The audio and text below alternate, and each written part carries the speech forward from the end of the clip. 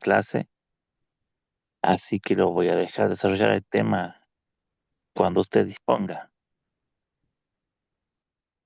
Buen día.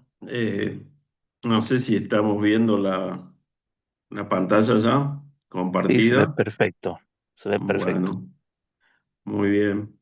Empezamos entonces. Buen día. Mi nombre es Horacio Moreno Sili.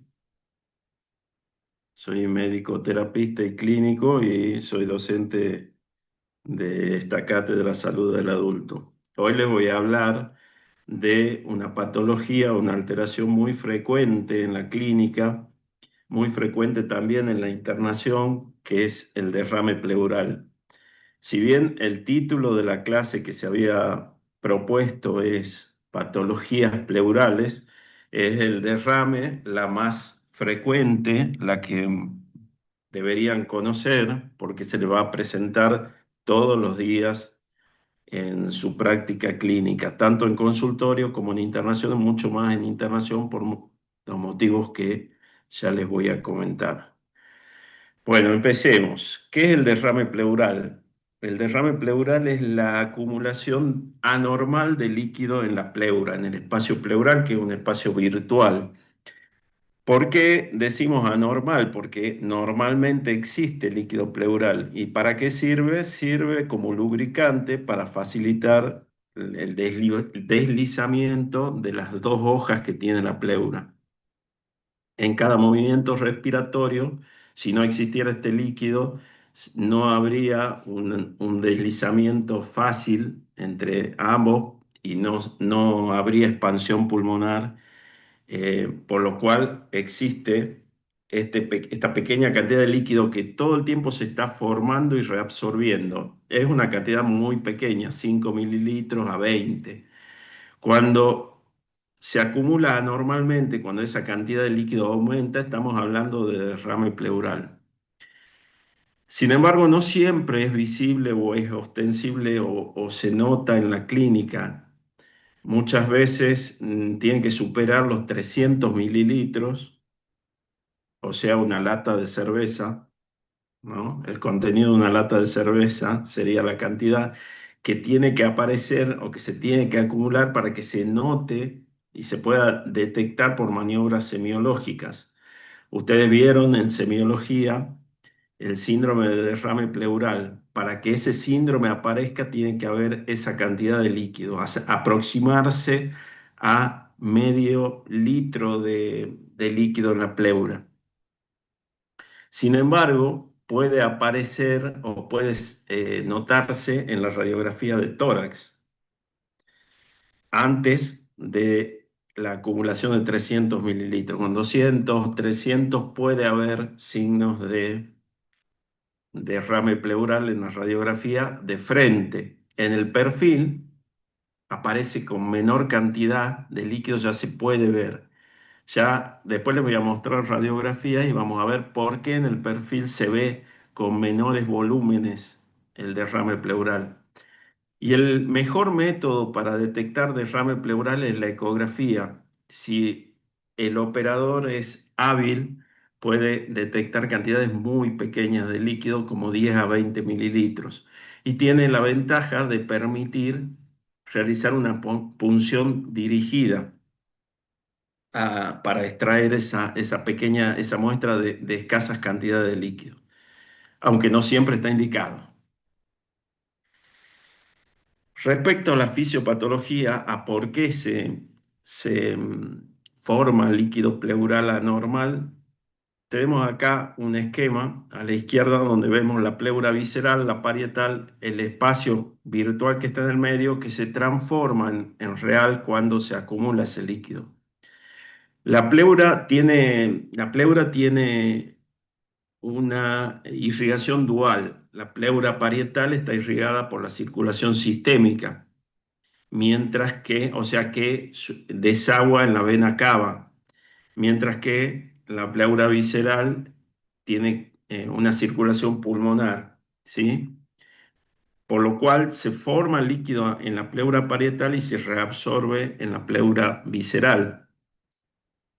Así que acá está sujeto a las fuerzas de Starling, que ya la vamos a explicar y que ya las conocen de semiología y de patología, de los mecanismos de formación de edemas, ¿sí? También interviene la presión orgótica y tiene importancia también el drenaje linfático, que sirve para reabsorber pequeñas cantidades de líquido y sobre todo proteínas que no pudieron ser reabsorbidas en la pleura visceral. Acá tenemos los tres mecanismos que intervienen en la formación del líquido pleural. En primer lugar, tenemos acá las fuerzas de Starling, que ustedes ya las conocen. La presión hidrostática, que favorece la salida del líquido desde el capilar hacia el espacio pleural o el intersticio. La presión oncótica, que se opone a esa salida, ¿sí? Y está ejercida por las proteínas, principalmente por la albúmina. Entonces, del balance entre estas fuerzas a favor y en contra de la salida del líquido, eh, se generará o no líquido pleural. A su vez, la integridad de la pared de los capilares evita que se escapen proteínas y líquido en exceso, pero cuando la permeabilidad está alterada, generalmente por inflamación o por neoplasias, pueden escaparse cantidades mayores de líquido, pero sobre todo se escapan proteínas, albúmina, fibrinógeno y otras proteínas pueden pasar al intersticio y de ahí al espacio pleural. Finalmente, la reabsorción linfática. Como decía, un 5 o un 10% del líquido eh, que se forma normalmente en la pleura se reabsorbe a través de los linfáticos, sobre todo las macromoléculas. Cuando hay una obstrucción linfática, muchas veces por un tumor, pero también por lesiones quirúrgicas o por otro factor, hay menos reabsorción y por lo tanto hay derrame pleural. Como ven acá, el derrame pleural se forma por aumento de la filtración o de la producción de líquido o por disminución de la reabsorción o por ambos. Hay veces que intervienen todos estos mecanismos en el mismo paciente. Ahora bien, una vez que se forma el líquido, hay dos posibilidades respecto a las características de ese líquido y también está correlacionado con el mecanismo de producción y con la causa. Pero hay dos tipos de líquido que hay que conocer, porque reconocer uno u otro nos lleva al razonamiento para acercarnos a la causa del derrame pleural. Tenemos los trasudados y los exudados. El trasudado es un ultrafiltrado del plasma. ¿Qué significa esto? Que es un líquido que se produce por alteraciones de las fuerzas de Starling.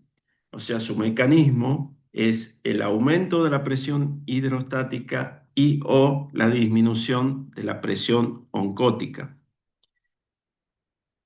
De esa manera se forma un líquido que tiene muy baja densidad. ¿Por qué? Porque no tiene proteínas, es agua.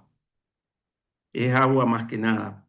Entonces tiene pocas células inflamatorias, tiene pocas proteínas, tiene baja densidad, tiene un color muy que se asemeja a la densidad y el color, el aspecto del agua, muy clarito, amarillo clarito, transparente, translúcido, no tiene turbidez.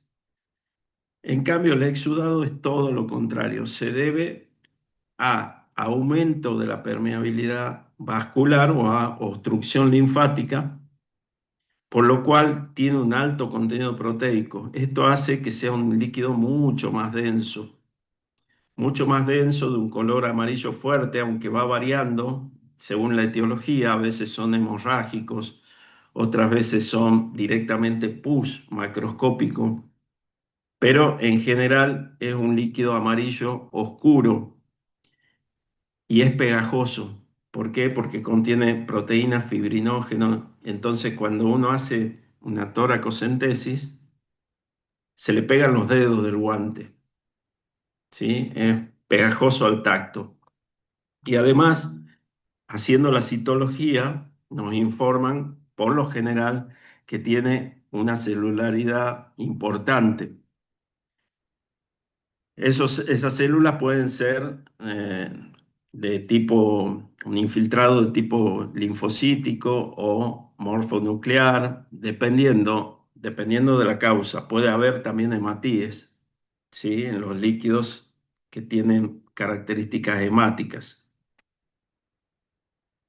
Entonces, vemos acá, cuando aumenta la presión capilar hidrostática, el ejemplo típico es la insuficiencia cardíaca, el líquido que se forma es un trasudado. Cuando disminuye la presión oncótica, ejemplo típico es el síndrome nefrótico, también se forma un trasudado. Y el trasudado también se puede dar por paso del líquido a través de poros que hay en el diafragma desde el líquido ascítico, como pasa en la cirrosis, y también es un transudado. En cambio, los exudados son por aumento de la permeabilidad vascular, acá en infecciones,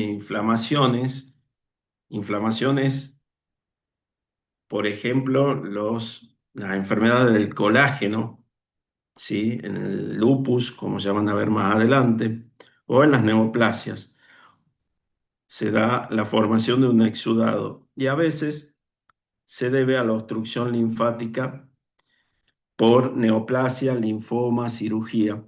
Muchas veces, muchos pacientes, sobre todo los internados, tienen varios de estos mecanismos de producción de manera simultánea. ¿Por qué? Porque a veces los pacientes tienen insuficiencia, están internados, por ejemplo, por una neumonía. La neumonía genera inflamación de la pleura, con lo cual aumenta la permeabilidad vascular y se forma un exudado. Pero ese paciente muchas veces tiene insuficiencia cardíaca y aumenta la presión hidrostática. Otras veces pasa en la internación y en esos pacientes graves que se los sobrehidrata. Es decir, para tratarlos, para tratarle la hipotensión o liguria, para administrarle drogas, antibióticos, etcétera, uno le pasa mucha cantidad de líquido, a veces los transfundimos y esa sobrecarga hídrica también aumenta la presión hidrostática capilar.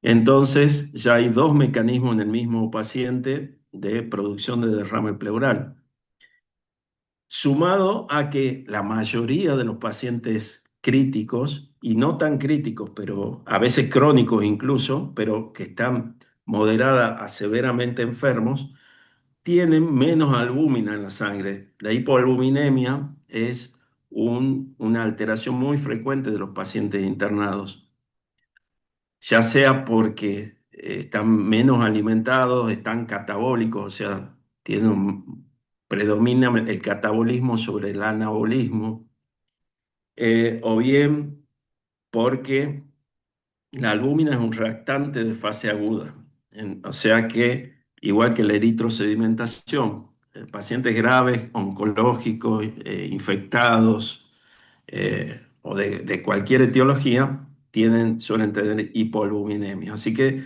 se combinan los mecanismos en un mismo paciente y eso hace que sea muy frecuente el, esta alteración del derrame pleural. Bueno, acá tengo una lista también de causas de formación de transudados y causas de formación de exudados.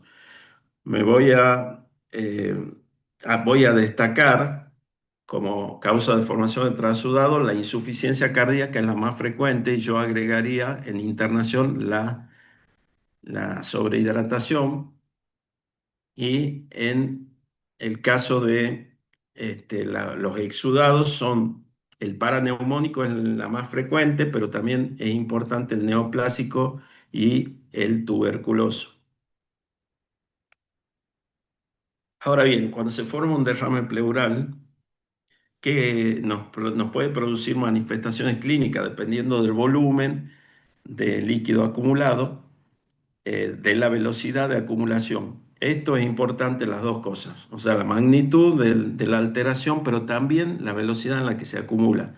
Un derrame agudo que se produce en horas puede ser muy sintomático con escasas cantidades de líquido. Con medio litro de líquido, el paciente puede estar muy disneico, pero cuando se produce lentamente a lo largo de los días, semanas o meses, puede acumularse cantidades gigantes de líquido, más de 1 litro, más de 2 litros, y que prácticamente no generen grandes alteraciones en cuanto a síntomas al paciente. Por otro lado, tenemos el dolor pleurítico.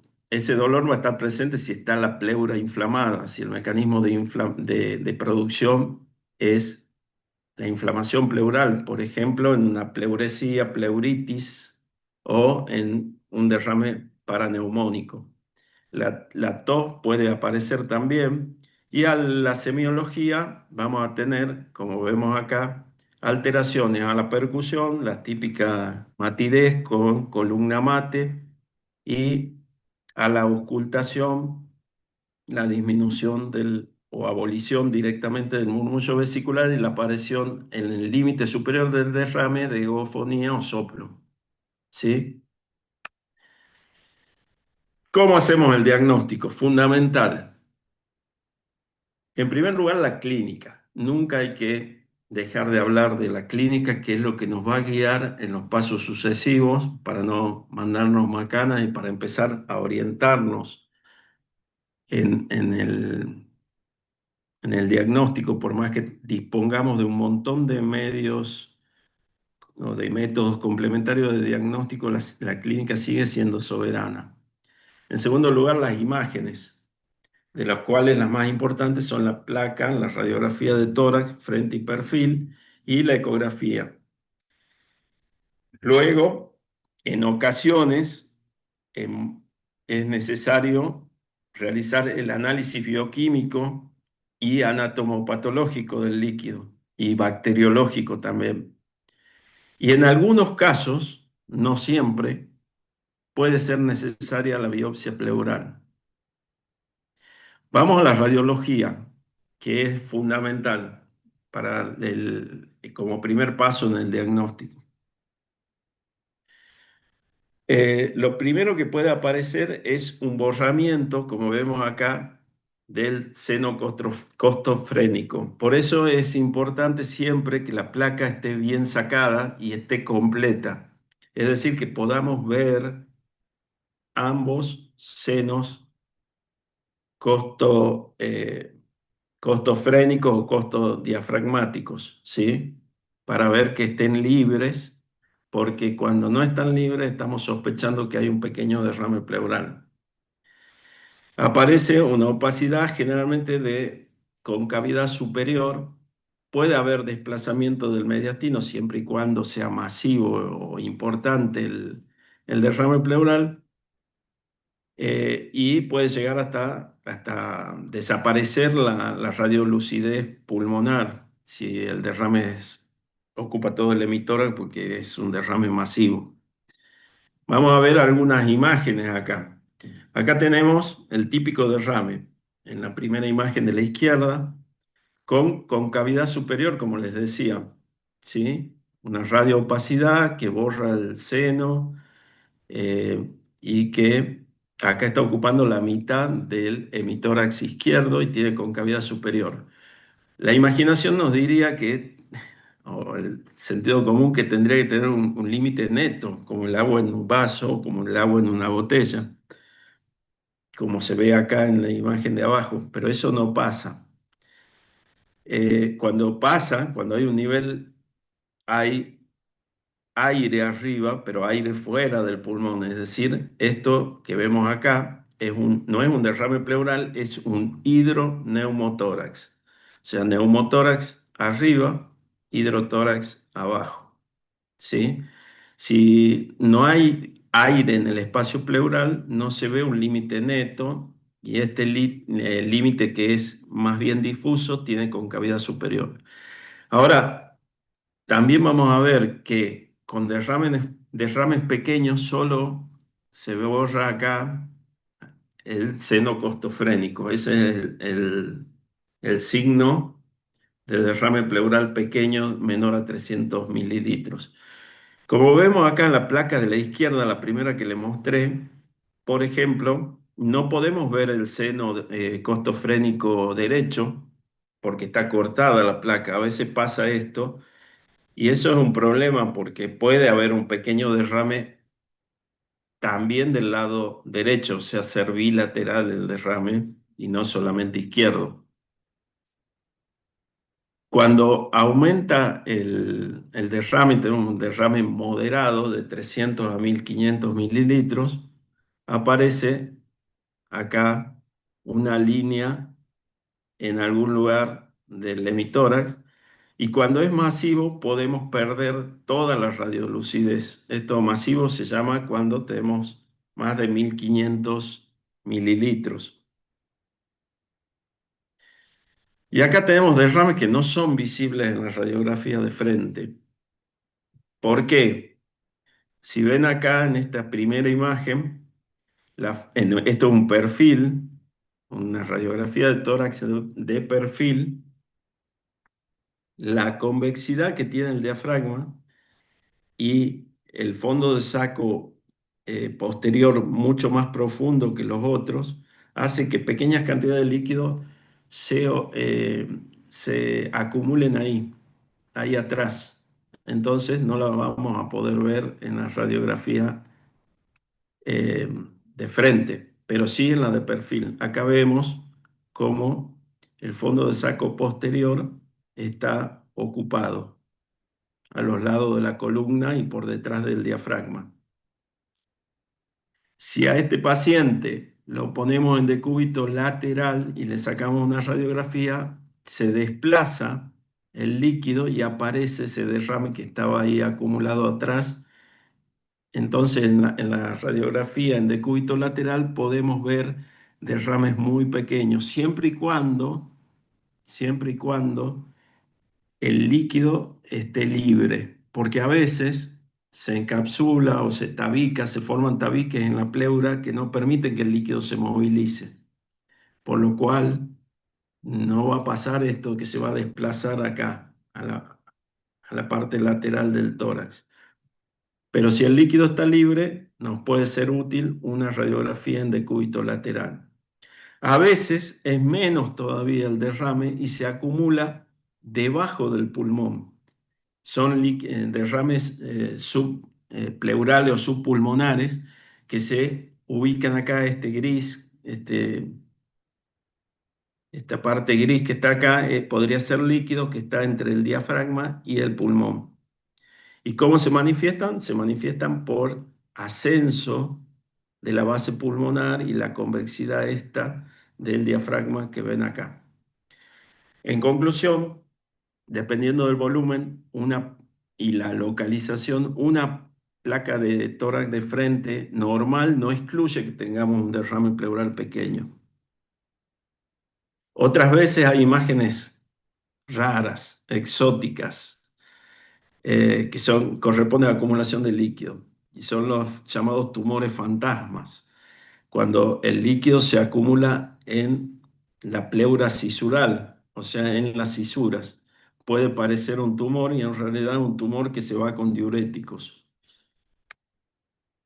Bueno, la ecografía, como decía, es un gran método para el diagnóstico de derrame pleural pequeño, pero como vemos acá también, es un gran método para guiar la punción y hacerla más segura, evitando que se punce por error un vaso o, peor aún, el parénquima pulmonar. ¿Sí? Entonces la pleura nos sirve más, perdón, la pleura no, la ecografía pleural, o sea, la ecopleura, sirve para confirmar diagnóstico en derrames muy pequeños, de bajo volumen, para medir ese volumen de líquido. A veces nos permite sus características ecográficas, nos permite suponer qué tipo de líquido es, si es denso, si tiene partículas eh, o no. Entonces nos orienta si se trata de un trasudado o de un exudado. También sirve para guiar la toracocentesis, como ya les había mencionado y como vemos en la foto. Y también brinda un poco de información, dependiendo del operador, de quien haga la ecografía, sobre las características del parénquima que está por debajo.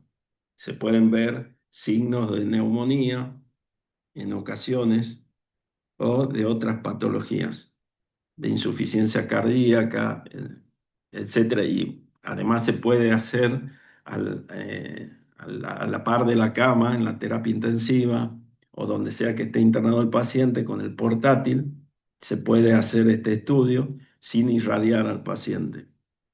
La tomografía también es muy importante, pero no es un método de primera elección y no se hace en todos los casos. Se hace cuando lo demás no, cuando necesitamos más datos, sobre todo del parénquima pulmonar, para determinar si hay tumores, si hay adenomegalias, si hay un engrosamiento pleural. Entonces, en ese caso, sí nos conviene recurrir a la tomografía, pero muchas veces no se la indica. No es un estudio que deba hacerse sí o sí. Acá vemos, en esta tomografía, vemos el derrame pleural está acá abajo, porque de nuevo, si el derrame no está tabicado, el líquido se va moviendo según la posición del cuerpo del paciente. En este caso, en el caso de la tomografía, el paciente está en decúbito dorsal, así que siempre los derrames, si no están tabicados, van a aparecer en la zona inferior de la imagen, que es la zona posterior del paciente. Eh, y acá vemos un poco de engrosamiento de los bronquios y del lado derecho, porque es como que lo estamos viendo al paciente en la tomografía desde los pies, o sea que lo que vemos a la izquierda nuestra es la derecha del paciente y parece insinuarse un broncograma aéreo. O sea, acá vemos los bronquios, ¿sí? En medio de lo que parece ser una condensación que está comenzando. O sea que el valor de esta tomografía no es mostrar el derrame, que ya lo pudimos apreciar semiológicamente, radiológicamente y ecográficamente, sino ver el parénquima subyacente y poder sospechar que acá hay una neumonía como causa del derrame. Entonces, vamos al siguiente paso en el diagnóstico, que es la toracocentesis. La toracocentesis, ¿qué es? Es la punción del tórax, del espacio pleural y la extracción de líquido. Yo puedo hacer una toracocentesis para hacer un diagnóstico o puedo hacerla para tratar al paciente, aliviarle la disnea, ¿sí? O sea, puede tener fines diagnósticos o terapéuticos, a veces los dos. Ahora bien, ¿cuándo vamos a hacer una punción para diagnóstico? Siempre que no sepamos cuál es la causa del derrame, cuando no sea obvia, principalmente cuando no hay insuficiencia cardíaca. Y en el caso de la insuficiencia cardíaca, cuando el paciente con insuficiencia cardíaca presenta dolor torácico o fiebre, ¿sí? Porque la presencia de dolor torácico o fiebre no es normal en el derrame por insuficiencia cardíaca y nos puede hacer pensar que hay un proceso infeccioso que debemos diagnosticar o una causa sobreagregada.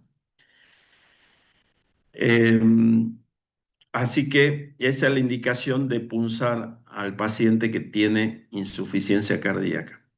¿Cómo es el derrame de la insuficiencia cardíaca? Generalmente es bilateral a predominio derecho. Por lo tanto, vamos a pensar que si el paciente tiene un derrame izquierdo, por más que tenga insuficiencia cardíaca, pero tiene un derrame izquierdo, no se debe a la insuficiencia cardíaca, entonces tenemos que aclarar la causa. Por lo tanto, se, se punzan todos los derrames pleurales izquierdos o predominantemente izquierdos y también los derrames pleurales bilaterales que no tienen una causa evidente. Acá vemos un algoritmo. Entonces, si vemos un paciente con derrame pleural, nos preguntamos, ¿tiene líquido suficiente para poder hacer una toracocentesis? Porque si tiene menos de 1 centímetro de espesor el derrame pleural, no vamos a poder obtener líquido y vamos a correr el riesgo de punzar el pulmón y generar un daño, que generalmente es un neumotórax o un hemotórax o un hemoneumotórax. Si tiene líquido como para que pueda obtener una muestra, tengo que preguntarme si el paciente tiene insuficiencia cardíaca. Si el diagnóstico es insuficiencia cardíaca, lo voy a punzar solamente si es unilateral o asimétrico o si tiene fiebre o dolor torácico, como ya había dicho.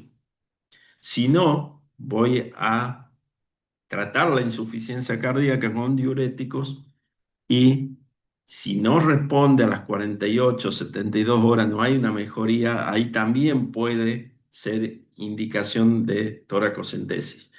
Ahora bien, con fines terapéuticos, ¿cuándo lo vamos a punzar? Cuando el derrame es sintomático, cuando el paciente está disnéico por el derrame. Aunque yo conozca la causa, aunque esté seguro de que no está infectado el líquido, de todas formas hay que punzarlo y extraer la mayor cantidad de líquido posible sin pasar los 1500 centímetros cúbicos por sesión. ¿Por qué? Porque cuando descomprimo el pulmón de manera rápida, se produce inflamación del pulmón subyacente, ¿sí? Y se genera un edema alveolar por reexpansión. No hay que reexpandir rápido los derrames, entonces el límite es 1500. Por más que en la pleura haya 3 litros, no vamos a extraer más de 1500 por sesión. Bueno, acá tenemos la técnica que les dejo la diapositiva para que vean cómo se hace la punción, pero no viene el caso en esta clase. Y vamos a ver, una vez que hicimos la punción, ¿qué hacemos cuando es diagnóstica? En realidad, siempre que hacemos una toracocentesis, aunque sea terapéutica, siempre enviamos muestras para análisis. ¿Y qué vamos a hacer? ¿Qué tipo de análisis? Vamos a pedir 3 tipos de análisis: el citofísico-químico, el microbiológico y el anatomopatológico. Por lo tanto, se necesitan 3 frascos, 3 muestras rotuladas porque van a ir a diferentes laboratorios. Este va a ir al laboratorio general, la del citofísico-químico. El otro va a ir al laboratorio de microbiología y la tercera muestra va al laboratorio de anatomopatología. En el citofísico-químico, lo más importante es la celularidad, esa es la parte cito, la citología, donde se pueden ver el tipo de célula predominante, linfocitos, polimorfonucleares, eritrocitos y a veces células patológicas, células que no son habituales en la sangre, como puede pasar con el lupus. La medición del pH es fundamental. A veces hay que tomar un cuarto frasquito, muchas veces es mejor tomar 4 muestras porque necesitan un laboratorio especial para medir el pH.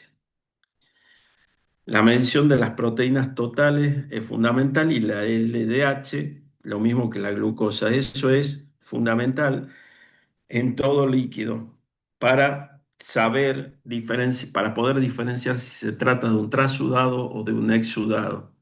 Y un poco más adelante para saber si está complicado en caso de ser paraneumónico o no. El resto de las determinaciones puede variar según la sospecha que uno tenga. La adenosina que vemos acá se solicita en caso de sospecha de tuberculosis. También podemos pedir otras cosas que no están acá. Por ejemplo, amilasa, cuando se sospecha ruptura del esófago. Bueno, el microbiológico, para que cultiven, para que hagan una tinción de grano, observen si hay gérmenes, qué tipo de tinción toman, si son gram positivos o gram negativos. Eh, el cultivo para gérmenes comunes, para TBC, y a veces pedimos para otros microorganismos como hongos, dependiendo las características del paciente.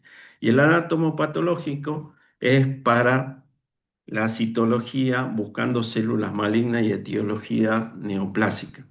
Vamos a esto que es fundamental, que son los criterios de Light.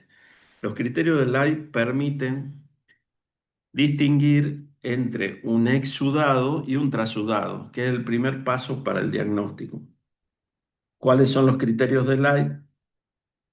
Los criterios de Light son, se calculan conociendo las proteínas y la LDH en sangre y en líquido pleural. Entonces, si tenemos acá el cociente entre proteínas pleurales y del plasma es mayor a 0,5, es un criterio. La LDH pleural sobre la sérica es otro criterio. Y la LDH pleural absoluta es otro criterio. ¿Sí? Vale decir que si tenemos uno de estos tres, estamos ante un exudado. O sea que si este cociente, proteínas pleurales sobre las del plasma, es mayor a 0,5, es un exudado. Si tenemos este criterio, LDH pleural sobre LDH sérica mayor a 0,6, es positivo, es un exudado. Y si tenemos LDH mayor a 200 unidades por litro, también es un exudado. Cualquiera de los tres que esté presente, hablamos de exudado, pero un 25% de los trasudados cumple al menos un criterio, o sea que son falsos positivos para exudado. En este caso, si yo tengo un paciente con insuficiencia cardíaca, hago una toracocentesis por algún motivo, tengo un líquido que macroscópicamente parece un trasudado, o sea que yo me juego la vida que es un trasudado, y de repente tiene uno de los tres criterios de Light, sospecho de que hay un falso positivo. Entonces calculo el gradiente de albúmina, que es restar la albúmina sérica, se le resta la pleural. Si el resultado es mayor a 1,2, estamos ante un trasudado mal identificado como exudado por los criterios de Light. O sea que esto desempata cuando yo sigo sosteniendo que se trata de trasudado, pero los criterios de Light me contradicen, puedo desempatar con este gradiente. Bueno, vamos, son tres etiologías, tres, cuatro etiologías las más importantes de exudado. Tres exudados más importantes que son el paraneumónico, el tuberculoso y el neoplásico. De todos los que hay, estos tres son los que son más importantes, por eso hay que ver las características diferenciales de estos tres. El paraneumónico, ¿por qué es importante? Cuando una neumonía contacta la pleura, como vemos acá en esta imagen en la primera placa arriba a la derecha, vemos que tiene una amplia superficie de contacto, la condensación con la pleura. Esto genera inflamación de la pleura y la producción de líquido que se acumula obviamente abajo. Ahora bien, ese líquido puede ser estéril, es decir, no estar infectado, no tener bacterias, no estar complicado. El tratamiento en ese caso sería solamente antibióticos. pero en ocasiones este líquido está contaminado por bacterias que se reproducen en ese líquido y generan un empiema. Como esto se va a transformar en pus, no bastan los antibióticos para curar este proceso, sino que necesita una conducta más agresiva. Entonces, es importante, cuando tenemos un derrame paraneumónico, ver si este derrame está complicado o no está complicado. Las características más importantes de un líquido para diferenciar de un líquido paraneumónico, para diferenciar si está complicado o no, son el pH y la glucosa. Cuando se produce la complicación, la contaminación del líquido y se va a empezar a transformar hacia un empiema, es decir, el líquido se va a volver purulento, la glucosa y el pH empiezan a bajar. Como vemos acá, un líquido no complicado tiene un pH, perdón, un líquido no complicado tiene un pH mayor a 720 y una glucosa mayor a 60 miligramos por ciento, mientras que un líquido complicado tiene un pH menor a 720 y una glucosa menor a 60, ¿sí? Además, podemos, obviamente que si observamos bacterias o si el cultivo es positivo, el líquido está complicado. Cuando el líquido está complicado, a los antibióticos hay que sumarle un drenaje del líquido, ¿sí? Acá tenemos también la tomografía. Antes de pasar, aprovecho para explicar, para mostrar esta tomografía, que es la del mismo paciente que vemos arriba en la placa. Vemos acá la condensación con broncograma aéreo, o sea, esa es la neumonía que está llegando a la pleura y el derrame por debajo.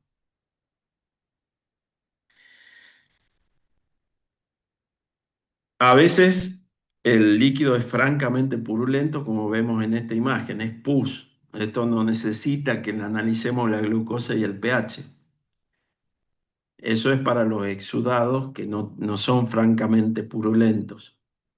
Pero cuando es purulento necesita un drenaje, muchas veces lo que se llama decorticación, es decir, un procedimiento quirúrgico en el cual se drena todo ese líquido purulento y se lava generosamente y se deja un tubo para que continúe saliendo al exterior el líquido purulento, a la vez que se le administran antibióticos.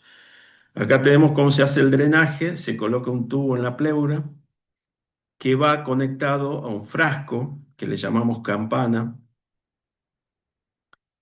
y el tubo que viene de la pleura tiene que quedar bajo el agua para que no vuelva a entrar aire a la cavidad pleural, ¿sí? Y, y la campana debe estar abierta al ambiente para que salga el aire que estamos drenando, ¿sí? Entonces, esto es un drenaje pleural cuyas indicaciones son los empiemas, los hemotórax, los neumotórax y los derrames malignos recurrentes.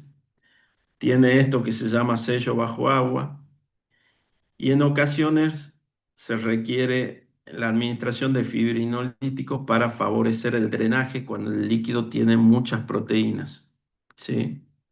¿Por qué? Porque una de las proteínas que tiene es fibrinógeno, que produce la coagulación de ese líquido y la formación de tabiques en el interior. Al formarse tabiques, no es posible drenar completamente el espacio pleural y pueden quedar focos de infección en la pleura, que no puedan ser drenados a través de ese tubo.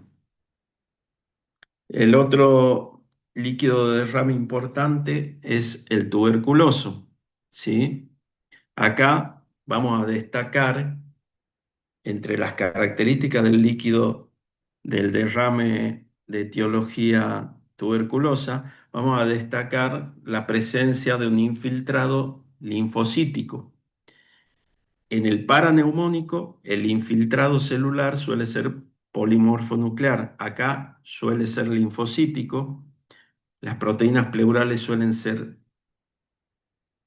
elevadas porque hay mucha inflamación.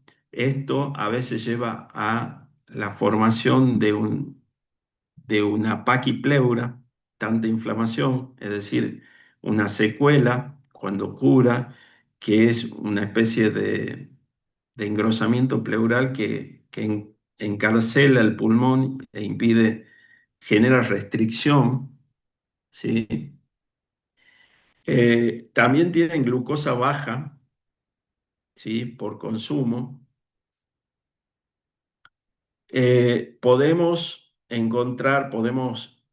hacer cultivos o baciloscopía, es decir, buscar los bacilos al microscopio con tinción o bien cultivarlo, y esto puede ser positivo en 40% nada más de los casos, o sea, bajo, menos de la mitad de los derrames tuberculosos van a tener el bacilo, como vemos acá,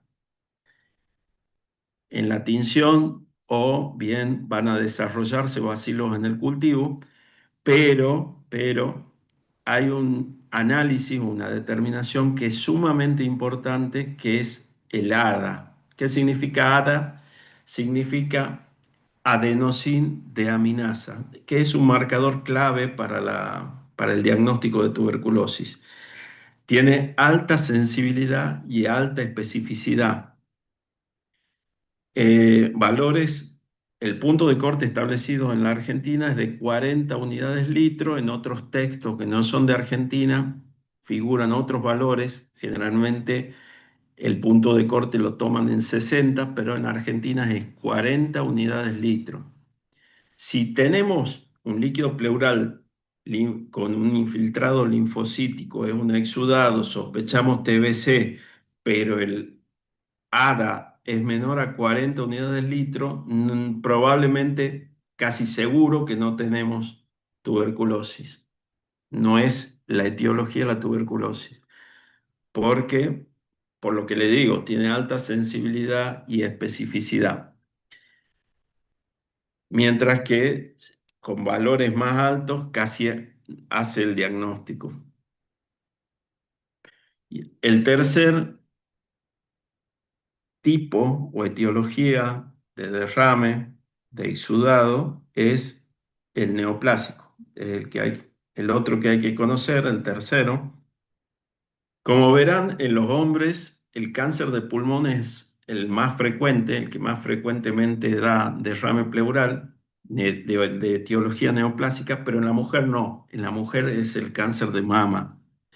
Hay otros cánceres, como ven ahí, el mesotelioma es poco frecuente, pero es el que se origina en la pleura, propiamente dicho. Luego tenemos cánceres metastásicos de origen ginecológico, gastrointestinal, y el linfoma, que también tiene un porcentaje importante en los derrames neoplásicos.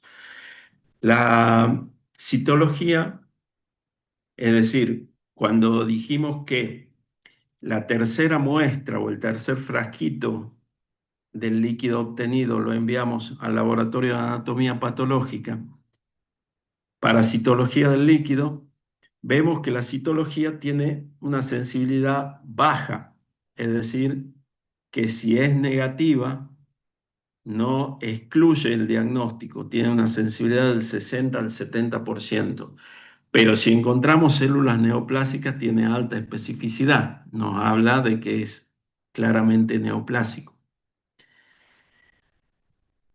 Ahora, el segundo paso para el diagnóstico, el segundo método complementario es la biopsia pleural cerrada. ¿Qué significa cerrada? Significa con una aguja, ¿sí?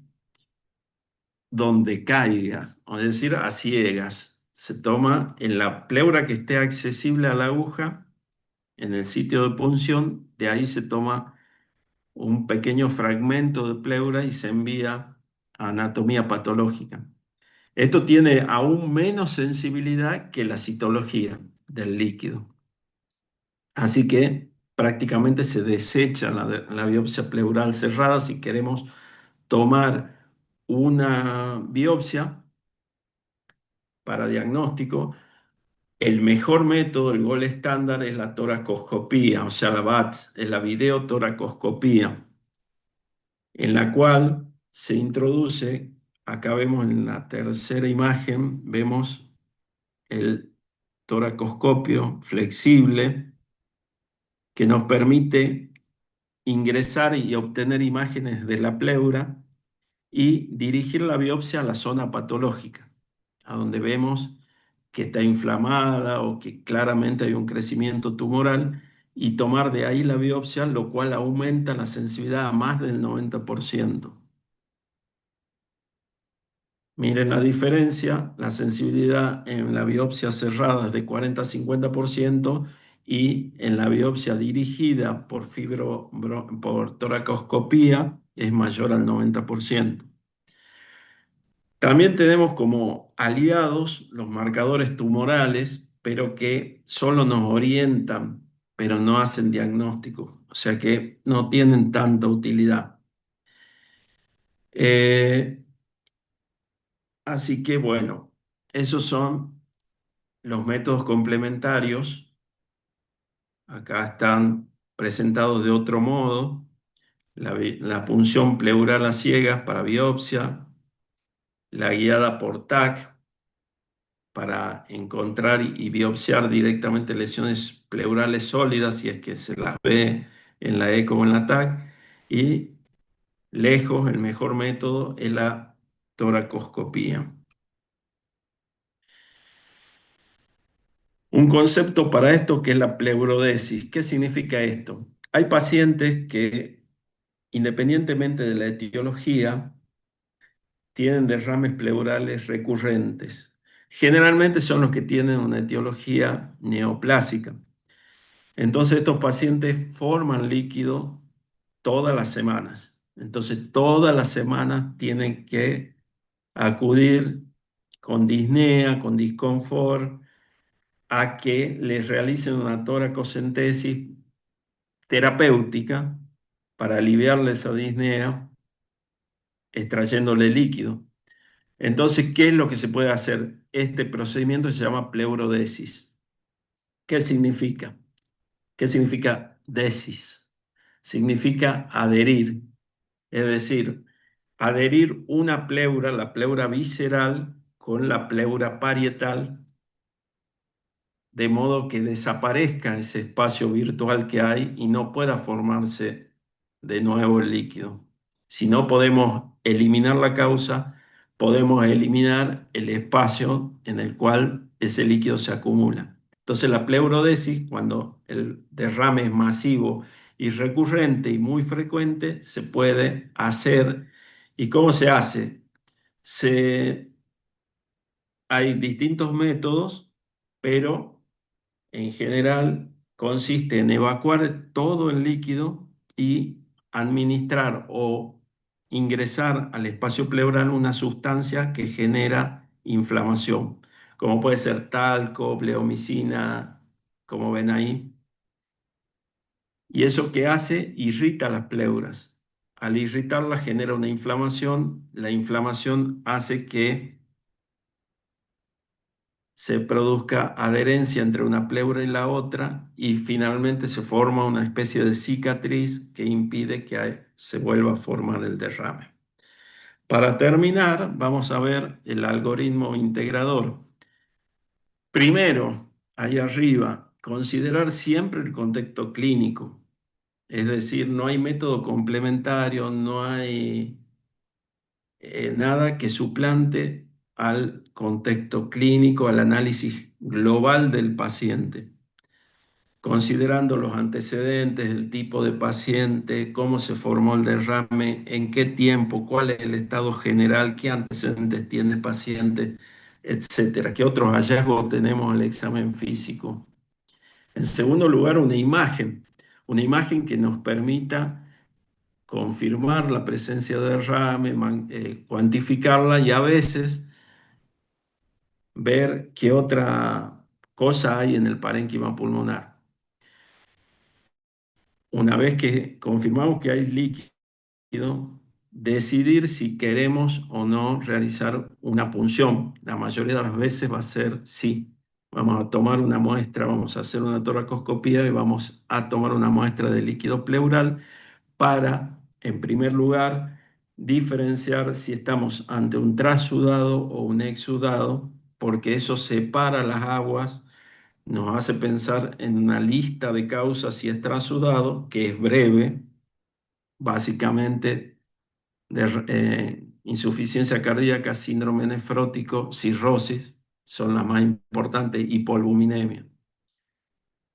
Si, pero si tiene características de exudado, las posibilidades son mayores, ¿sí? Como ya vimos. Y en muchos casos, cuando no llegó al diagnóstico, hasta con estos tres métodos, clínica, imágenes y líquido pleural, cabe realizar la biopsia pleural. Así que vemos acá, por ejemplo, cómo unos pocos datos de un paciente nos pueden empezar a orientar sobre la etiología del derrame, considerando ese contexto clínico. Un paciente joven que tiene edemas matutinos, bipalpebrales, orina espumosa, está prácticamente en anasarca. Lo más probable es que se trate de un síndrome nefrótico por la clínica, por el tipo de edema. Si a eso le sumamos los otros integrantes del síndrome nefrótico, una proteinuria en rango nefrótico, más de 3,5 gramos en 24 horas de pérdida de proteínas por orina, o bien hipoalbuminemia, etcétera, la clínica más los métodos complementarios ya nos están hablando de la etiología probable de ese derrame y cómo tratarlo. En cambio, si tenemos un paciente sin antecedentes, pero que tiene tos, fiebre, expectoración rumbrosa, puntada de costado, en un paciente sano, hacemos una placa y tiene una neumonía, seguramente o muy probablemente estemos ante un exudado. Si es izquierdo, mucho más. Y ese exudado es paraneumónico y en este caso tengo que saber si está complicado o no para saber si me va a bastar o no con antibióticos para tratarlo. Diferente es el caso de un paciente de más edad, 68 años, tabaquista severo durante muchos años, que viene perdiendo peso, que lo vemos acá muy adelgazado, con signos de impregnación, que tiene un derrame masivo que se vino produciendo por lo visto durante bastante tiempo, unilateral, que por los antecedentes y el contexto clínico como que le ponemos mucha ficha a la etiología neoplásica. Y es diferente a una mujer, por ejemplo, joven, que viene perdiendo peso, tiene tos y convive con otros familiares que también tienen sintomatología respiratoria. Y acá voy a pensar en una TBC. En cada caso, adecuaré el algoritmo diagnóstico a esta sospecha clínica según todos los elementos que van más allá del análisis del líquido, sino a ver al paciente como tal, con todos sus antecedentes y características. La clase, no sé si acá se pueden hacer preguntas.